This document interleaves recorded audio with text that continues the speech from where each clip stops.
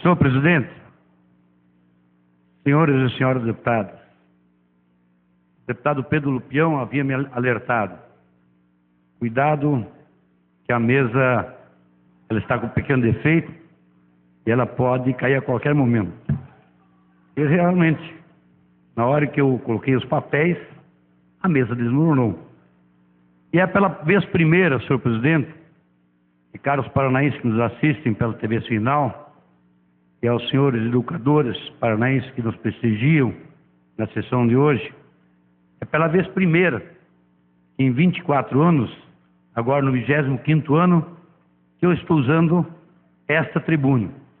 Sempre usei a tribuna do lado de lá, ou na oposição, ou no governo.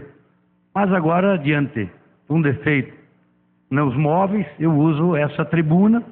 Eu acho que não altera o conteúdo de um pronunciamento, ou aquilo que a gente procura, ou aquilo que a gente quer transmitir para os paranaenses, para os parlamentares, mas principalmente para a sociedade do Paraná. Já disse alguém, o deputado Anibele Neto, quem não tem passado não tem história. Se nós temos alguma história para contar hoje, história, não história. História porque alguém fez algo no passado. Então vamos lá por alguns fatos. Com a Constituição de 1988, que instituiu daí os funcionários só poderiam ser contratados através de concurso público, porque até então, me corrijo, não sou especialista na administração pública, mas conheço um pouco da atividade pública. Esses 30 e poucos anos de legislativo me ensinaram algumas coisas. Até 88, nós tínhamos dois regimes no poder, no governo. Quando falo governo, falo municipal, falo estaduais e falo governo federal. Era o funcionário estatutário ou era o funcionário CLT. Eram os dois que tínhamos. E com a Constituição de 1988, ela permitiu que os funcionários que tivessem sido contratados antes de 83, ou seja, 5 anos antes da promulgação da Constituição Federal, pudessem ser transformados, deputado Ademar Traiano, em funcionários estáveis. No Paraná, a exemplo de outros estados da federação e dos municípios, muitas pessoas, ou muitos administradores, se usaram dessa brecha e transformaram os funcionários, então, em funcionários estáveis, os funcionários CLT em funcionários estatutários. Aqui no Paraná, meu caro prezado Requião, que eu aprendi a conhecê-lo aqui na Assembleia, mas respeito a opinião de qualquer parlamentar. Eu acho que o parlamento nos ensina. É falar, é conversar, é dialogar, é respeitar a opinião um do outro.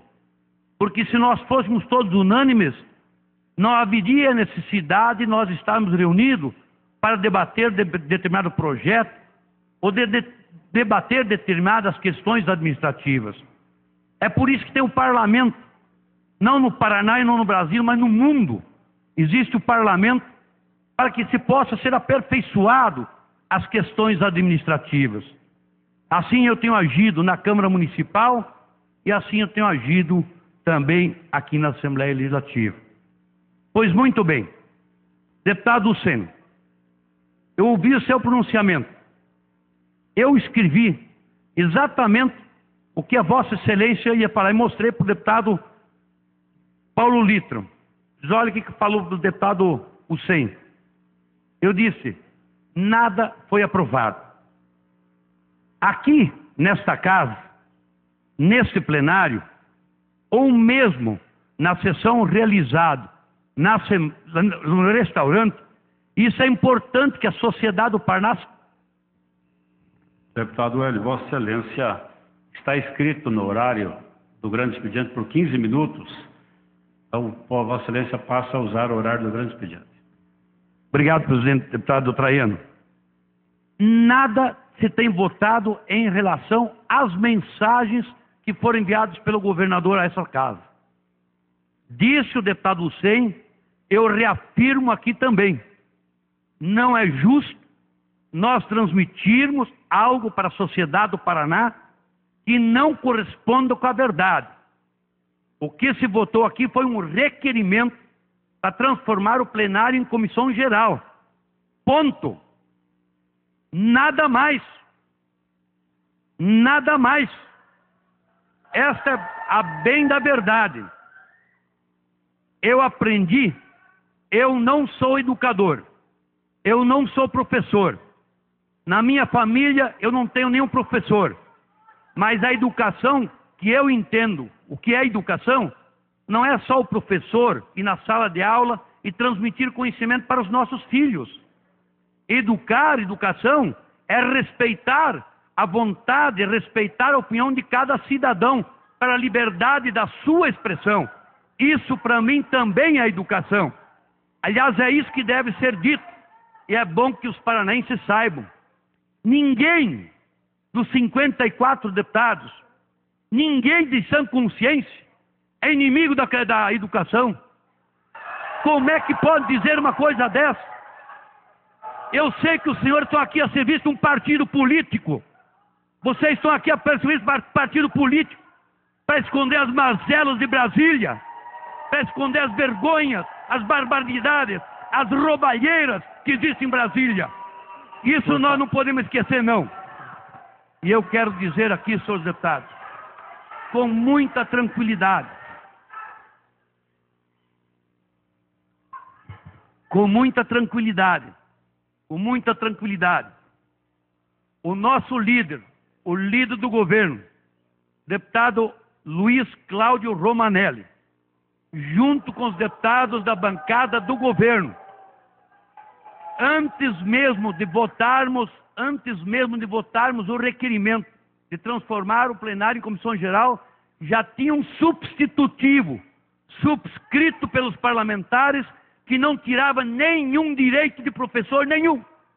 Nada. No substitutivo estava muito claro.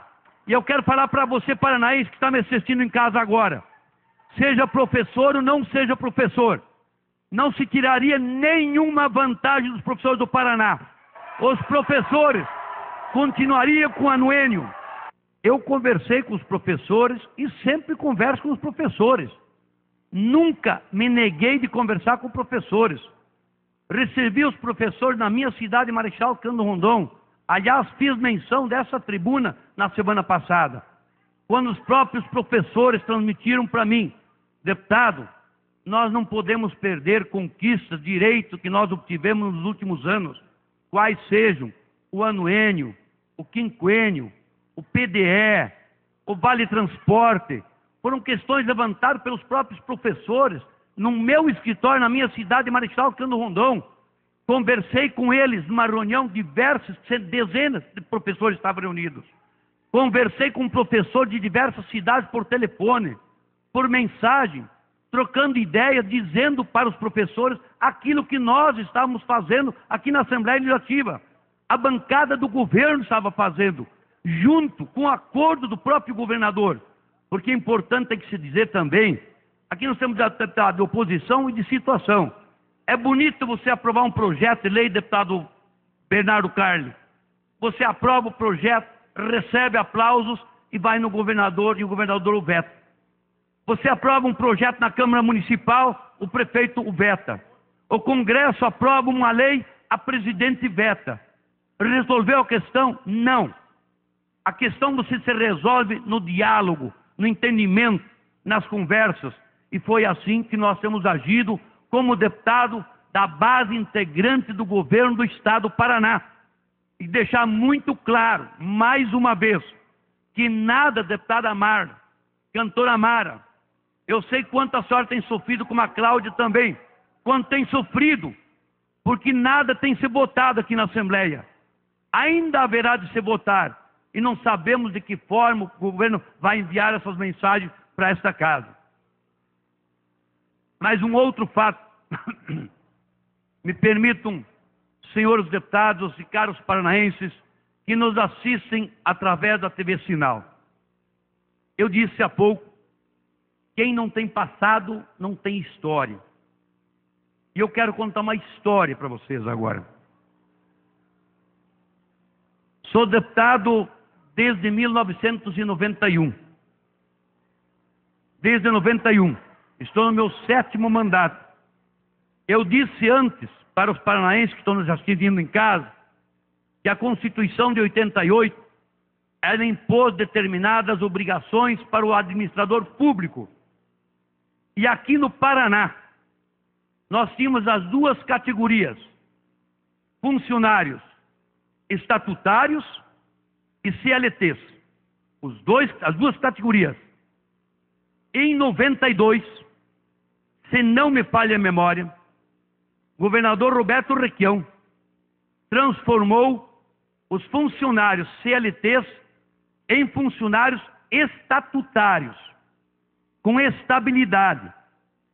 Algo em torno de 50 mil funcionários. É importante para que o paranaense saiba disso. Nós criamos aqui na casa, senhores deputados que estão mais novos, o deputado Tadeu Venere também não estava aqui. Estava em 90, de 94, deputado Plauto Miró e Nelson Justo e mais eu. São os três que são da década de 90. Nós botamos aqui o fundão, e deve ter muitos funcionários aqui na galeria, ou mesmo em casa, nos assistindo nesse momento. Se criou o fundão, que seria o Fundo Previdenciário no estado do Paraná. O fundo foi criado, ele foi capitalizado, tinha dinheiro no fundo, para garantir a aposentadoria dos funcionários. Agora veja aqui, deputado Pastor Edson, eu que estimo a Vossa Excelência, como todos os parlamentares, olha a mensagem que veio aqui na Assembleia em 1993, anteprojeto 453, artigo 1º. Olha aí, senhores deputados e paranaenses. Artigo 1º. Fica extinto o Fundo de Previdência do Estado, criado pelo artigo 39 da Lei nº 10.219. Quem é que mandou essa mensagem para cá? Sabem quem? Roberto Requião, governador na época. Sabe o que esse parlamentar fez em defesa dos funcionários? Naquela época, apresentei 2 emendas. A primeira que eu apresentei, está aqui, os documentos arquivados na Assembleia Legislativa. Roberto Requião acaba com o Fundo Previdenciário em 93. E eu apresentei a seguinte emenda. Artigo 2º. O montante existente hoje no Paraná será revertido ao Tesouro do Estado, que o transformará de imediato para uma conta bancária específica. Sabe o que aconteceu com a minha emenda? Foi rejeitada. A outra emenda que eu apresentei, artigo 3º, ficam mantidos os descontos das remunerações dos servidores públicos estabelecidos na Lei 10.219, de 21 de dezembro, parágrafo único. Os valores provenientes destes descontos serão depositados em conta específica. Sabe o que a bancada do governador Requião fez? Rejeitaram a emenda. Sabe o que o governador Requião fez com o dinheiro que estava no fundo em 1992? Jogou no Tesouro do Estado. E onde é que ele jogou os aposentados? Todos na folha de pagamento. Esta é a história que eu quero contar para os senhores. Essa é a história que o paranaense tem que saber. Esta é a verdade do Paraná. Quem hoje defende prosa de bons versos e vai nos palanques, mas ele mesmo acabou com o fundo previdenciário e passou a mão no dinheiro e jogou no Tesouro do Estado. E os aposentados foram para onde? Para a folha de pagamento do Estado do Paraná. Aí agora foi criada a Paraná Previdência. Sim, com 2 fundos. O fundo previdenciário e o fundo financeiro. O fundo financeiro que tem que assumir, então, todos os aposentados que o Estado já tinha na época. E mais alguns que iam se aposentar nos próximos anos. E o fundo previdenciário serviria para aposentar para quem estava na ativa. E muito quem está aqui me assistindo pessoalmente ou em casa sabe daquilo que eu estou falando. Fundo previdenciário seria usado para pagamento dos aposentados. Nesta mensagem que veio do governo também, queria unificar os 2 fundos. Esta era a mensagem que estava aqui, para unificar os 2 fundos. E nossa emenda estendia na própria lei. Está na Constituição da Federal. Dinheiro no fundo previdenciário só pode ser usado para pagamento de pensões e aposentados, e não para outra atividade. Esta é a clareza, esse esclarecimento que nós temos que dar ao povo do Paraná. E aí nós perguntamos, onde é que nós somos tão errados? Onde é que nós somos os inimigos da educação? Onde é que nós somos errados? Somos sim adversários políticos, principalmente de alguns líderes de certos movimentos, que procuram sim, no estado do Paraná, transmitir aquilo que estão escondendo lá em Brasília. Isso aqui não é só o Paraná, não. São 13 estados, já deve ser mais hoje, 13 estados que estão em recuperação financeira no nosso país. Entre eles, governados pelo PT, pelo PMDB, pelo PSB, PSDB, independente de partido. E nós sabemos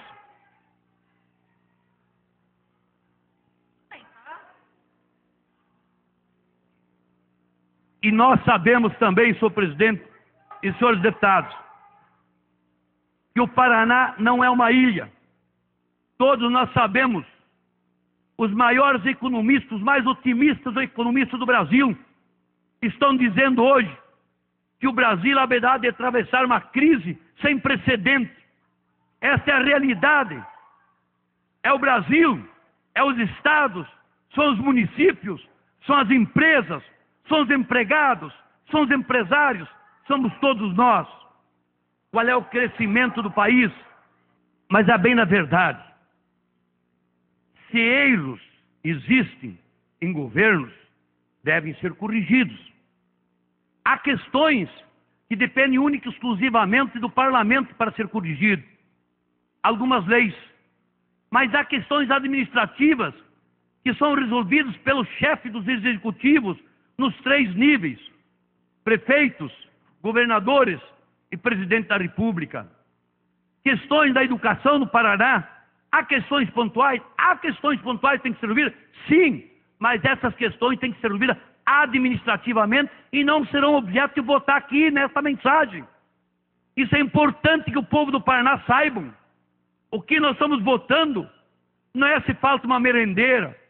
Nós não estamos votando porque o governo não repassou através do fundo rotativo.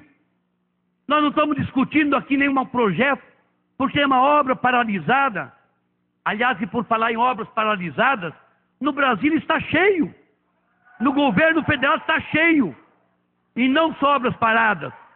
E daí eu sei que as pessoas que estão me vaiando, senhor presidente, são pessoas que ou não queiram nos entender, ou são pessoas que estão a serviço exatamente para defender os petroleiros.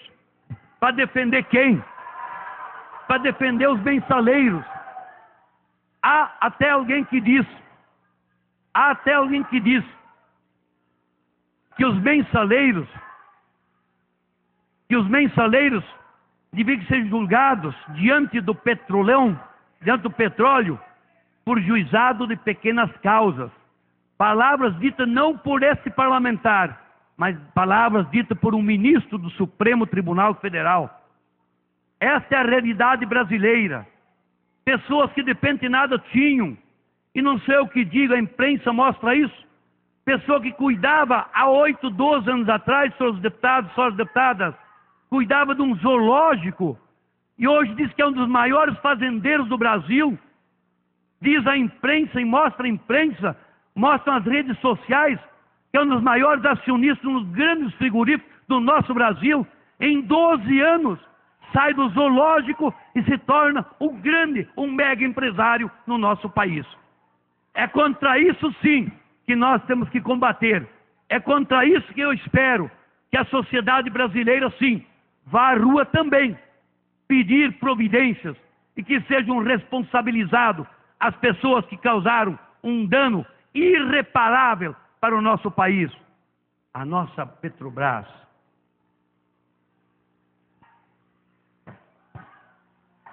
Petrobras, meus caros deputados. Para concluir, deputado Hélio. Concluo. A Petrobras, que era a empresa orgulho do Brasil, hoje a empresa mais endividada do planeta. Mais de 300 bilhões de reais a dívida da Petrobras. Sabe o que são 300 bilhões? São 6 orçamentos anuais do Estado do Paraná, que é a dívida da Petrobras, que vergonha o nosso Brasil. Obrigado, senhores deputados, e obrigado a você, paranaense, que tem nos assistido. Com a palavra...